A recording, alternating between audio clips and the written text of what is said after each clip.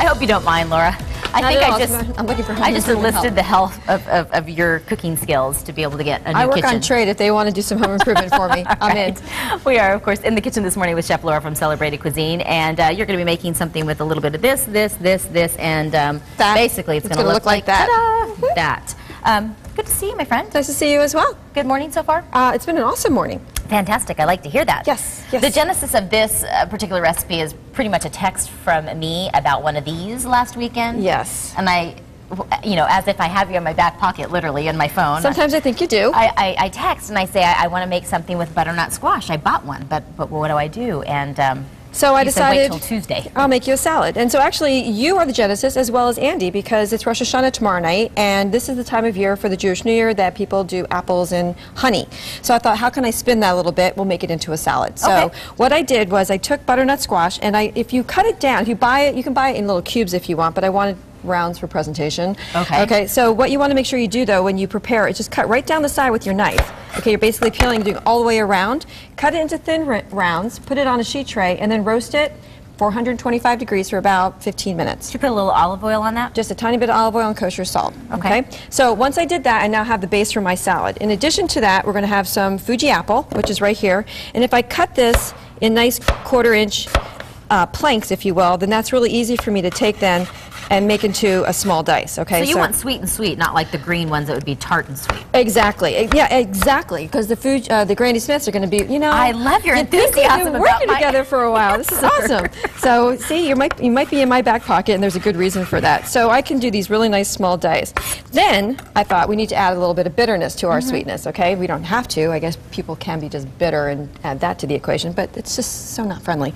So anyway, here we have Belgian Endive, and we have it in purple and in green. And did you know that Belgium actually boasts several eponymous products like Belgian chocolate, Belgian Endive? You lost me at eponymous. What does that mean? A name is included in the name. Oh, gotcha. Okay. So anyway, I know that vocabulary thing comes out. So what we want to do with this is we're just going to trim off the end just like that. If I cut this in half and put this flat on my cutting board, I can now cut nice thin pieces. Okay. So this is the next part of my recipe. And this actually, like I said, it's a little bit bitter. So sweetening it up is a beautiful thing. Okay. Right. So this is going to get tossed with a little bit of my Fuji apple in a bowl. I'll have you do that. So add a little bit of olive oil to that. The other components of our salad will include some Marcona almonds, and these are Spanish almonds that have been fried in a little bit of olive oil and sea salt. And these just get a coarse chop, some cotija cheese, which is going to go over the top. And then the most important part of this, though, is what is known as a gastrique, which is actually vinegar, in this case apple cider vinegar, that's been cooked down with a little bit, with a little bit of honey. Okay. Gastrique. A gastrique. So anytime you take vinegar and you reduce it and it becomes syrupy, it becomes a gastrique. So when you cook this down, it only takes about 8 minutes on the stovetop, and the recipe is on your website. But basically, you want to go for this kind of consistency. All right. Okay. And to be honest, that looks like honey consistency. Well, it doesn't look like you did. I know. But if you believe it or not, I started with half a cup of cider vinegar in here. Oh, okay. So you can see it went somewhere. So now you toss it out with a little bit of this. Did you add a little salt to that? I didn't. Okay. So while you do that, which is right here, towels right there on the left. Okay. I was going to use your apron. No, isn't that what all chefs do? Not this chef. So she's the clean chef. So I'm going to go ahead and start plating this while you toss. So we're going to put our base down, which is our butternut squash. You toss that beautifully. So we're going to take that and pile that right on top. Okay. So we'll do it this way instead of. You really don't use your apron to clean your hands? No, I really don't. I have a towel usually tucked in the back of my apron.